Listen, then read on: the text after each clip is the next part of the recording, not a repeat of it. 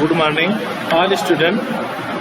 तो बच्चों, आज हम आपकी फोर्थ सेमेस्टर की क्लास स्टार्ट करने चल रहे हैं। फोर्थ सेमेस्टर में आपका वही जो चल रहा था, शांत शिक्षा एवं सतत विकास। तो इस पेपर में जो है हमने पीछे जो है शांत शिक्षा के बारे में पढ़ा। इसके बाद फिर आपका जो है अगला चैप्टर है, नया चैप्टर है व्यक्तित्व एवं सामाजिक विकास। तो व्यक्तित्व एवं सामाजिक विकास चैप्टर में दो पार्ट हैं, व्यक्तित्व और सामाजिक विकास। तो हम सर्वप्रथम जो है शुरुआत व्यक्तित्व विकास से करते हैं। तो व्यक्तित्व एवं सामाजिक विकास में व्यक्तित्व का अर्थ क्या है, उसकी परिभाषा क्या है, तो व्यक्तित्व होता क्या है, इसके बारे में हम अध्ययन करेंगे। फिर आगे सामाजिक विकास के बारे में चर्चा करेंगे। तो व्यक्तित्व जो है, व्यक्तित्व के संबंध में बहुत सारी धारणाएं प्रचलित हैं। बोलचाल की भाषा में जो है व्यक्तित्व शब्द का प्रयोग शारीरिक बनावट या सौंदर्य से किया जाता है। अक्सर हम सुनते हैं कि मनुष्य का व्यक्तित्व जो है सुंदर है, आकर्षक है, प्रभावशाली है। कुछ लोग व्यक्ति और व्यक्तित्व को जो है पर्यायवाची मानते हैं। व्यक्तित्व लेकिन जो है व्यक्तित्व एक जटिल संप्रत्यय है, एक जटिल संप्रत्यय है व्यक्तित्व, तथा इसकी जो है अपनी जो जटिलता है या गूढ़ता के कारण जो है ये काफी समय तक मनोवैज्ञानिकों के बीच जो है या उपेक्षा का विषय बना रहा है। व्यक्तित्व के विषय में सर्वप्रथम जो है क्रेवलिन है, ये मनोवैज्ञानिक है, क्रेवलिन है, जेने फ्रायड है, आदि ने प्रयास किया। मनोवैज्ञानिक का नाम है क्रेवलिन। इन्होंने जो है व्यक्तित्व के संबंध में जो है, और जेने फ्रायड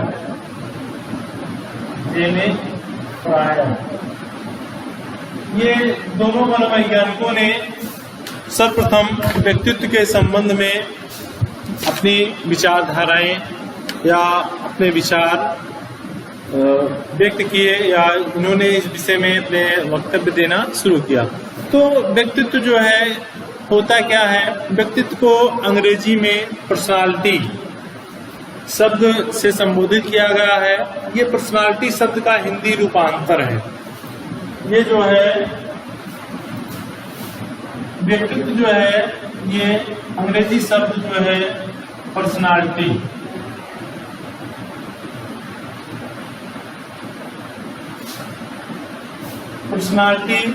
शब्द का हिंदी रूपांतरण है। पर्सनालिटी शब्द का हिंदी रूपांतरण है। और ये जो पर्सनालिटी शब्द बना है ये लैटिन भाषा के पर्सोना से लिया गया है। ये जो है लैटिन भाषा के पर्सोना से लिया गया है।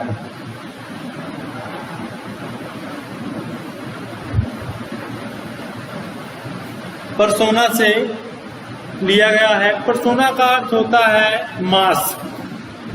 इसका जो अर्थ निकल कर आता है मास्क। मास्क मीन्स होता है नकाब या मुखौटा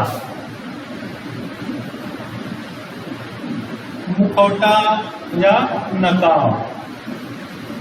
और मास्क ये भी होता है जो हम लोग जो है वर्तमान समय में कोरोना बीमारी से लड़ने के लिए हम लोग मुंह पर लगाते हैं, उसको भी मास्क का नाम दिया जाता है। तो यहाँ पर जो पर्सोना का अर्थ है मास्क का मुखौटा वही होता है जो देखिए नाटकों में या फिर इस तरीके से सांस्कृतिक प्रोग्राम में, जैसे उस नाटक का या उस कहानी का कोई ऐसा पात्र होता है जिसका जो है हम सेम उस तरीके से चेहरा तो नहीं बना पाते हैं, लेकिन उसी पात्र से संबंधित उसके चेहरे का नकाब अपने चेहरे पर लगा लेते हैं। तब उस पात्र के उस चेहरे के अकॉर्डिंग जो उसका नकाब है उसके अकॉर्डिंग जो है वहाँ पर अपना प्रोग्राम प्रस्तुत करते हैं या फिर उसकी जो बातें होती हैं उसको व्यक्त करने का एक माध्यम बनते हैं उस मुखौटा के माध्यम से, ताकि लोग समझें कि ये व्यक्ति जो है फला, जैसे कोई जानवर का रोल अदा करना हुआ या फिर किसी विशेष व्यक्ति का, जैसे बंदर का हुआ या फिर जोकर का हुआ, तो ये सब नकाब जो है, नकाब के माध्यम से ही प्रस्तुति अच्छे ढंग से की जा सकती है। तो यहाँ पर जो पर्सनालिटी शब्द का अर्थ है, यहाँ पर सोना शब्द का जो अर्थ है, मास्क या मुखौटा। कुछ व्यक्ति जो है व्यक्तित्व को अन्य अर्थों में लेते हैं, उनके अनुसार जो है दूसरों को प्रभावित करना ही अच्छा व्यक्तित्व होता है।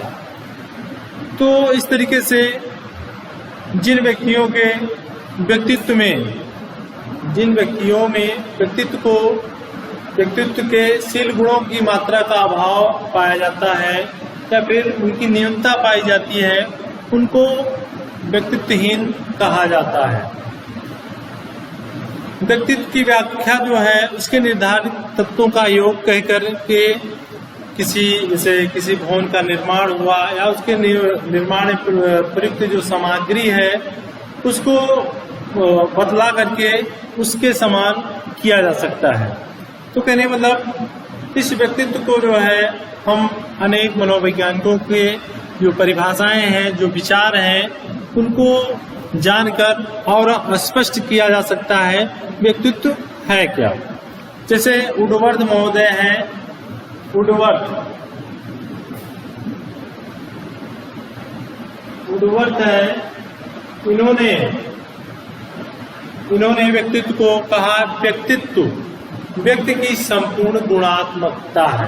यानी मतलब जो व्यक्तित्व इन्होंने बताया, व्यक्ति का व्यक्तित्व, वह व्यक्ति के अंदर जितने भी गुण हैं सभी का योग को इन्होंने व्यक्तित्व माना है। इसके बाद डेसियल महोदय हैं। डेसियल महोदय कहते हैं व्यक्तित्व व्यक्ति के संगठित व्यवहार का संपूर्ण चित्र होता है। कहने मतलब ये कह रहे हैं कि व्यक्तित्व जो होता है वह व्यक्ति के संपूर्ण जितने भी उसके व्यवहार होते हैं, जितने भी उसके संगठित व्यवहार होते हैं, उसका संपूर्ण योग ही उसका व्यक्तित्व कहलाता है। तो इस तरीके से इसमें फिर आलपोर्ट की परिभाषा है, ये व्यक्तित्व की सर्वमान्य परिभाषा इसको माना गया है। तो इनके अनुसार व्यक्तित्व व्यक्ति के भीतर के उन मनोदैहिक गुणों का, व्यक्तित्व व्यक्ति के भीतर के उन मनोदैहिक गुणों का गत्यात्मक संगठन है जो उसके वातावरण से अपूर्व समायोजन को निर्धारित करता है। कहने मतलब मनोदैहिक गुणों का मतलब उसके जो शारीरिक गुण है उसका गतिशील संगठन है, जिसका प्रयोग जो है वह व्यक्ति नए वातावरण में या वातावरण में अपने आप को समायोजित होने के लिए वहां पर उन गुणों का प्रयोग करता है। यही उस व्यक्ति का व्यक्तित्व कहलाता है। गिलफोर्ड कहते हैं व्यक्तित्व गुणों का समन्वित रूप है। यानी मतलब जो व्यक्तित्व होता है वह व्यक्ति के सभी गुणों का समन्वित रूप होता है। इस तरीके से ये तो हुआ व्यक्तित्व की बात।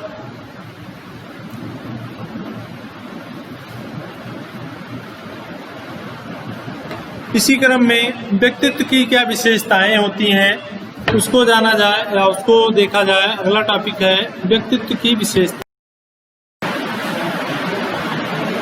व्यक्तित्व की जो पहली विशेषता है वह है आत्मचेतना। आत्मचेतना में क्या होता है कि जो आत्मचेतना व्यक्तित्व की पहली विशेषता होती है, इसका जो है सबसे प्रमुख स्थान है या सबसे प्रमुख विशेषता है आत्मचेतना। इस विशेषता के कारण व्यक्ति जो है अपने आप को समाज में, परिवार में, देश में सर्वोच्च प्राणी का स्थान उसे प्राप्त होता है इस आत्मचेतना के कारण।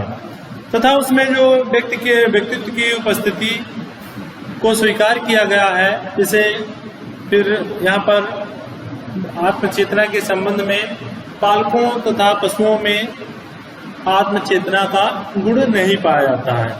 उनके गुणों के बारे में जो है वह अपने आत्मा, उनकी जो अपनी स्वयं की जो योग्यता है, जो अपनी उसे योग्यता है या उसका कह लीजिए स्वयं का गुण है, जैसे पशु है या बालक है, उन्हें यह नहीं पता होता है या ज्ञात नहीं होता कि हमारे अंदर भी ऐसा गुण है।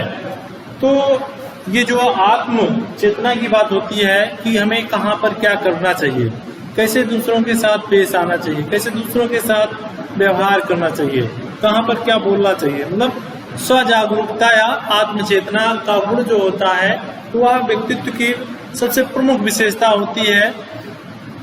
इसके बाद दूसरी विशेषता है सामाजिकता। मनुष्य को जो है समाज से अलग कर देने से उसकी व्यक्तित्व की कल्पना भी नहीं की जा सकती है।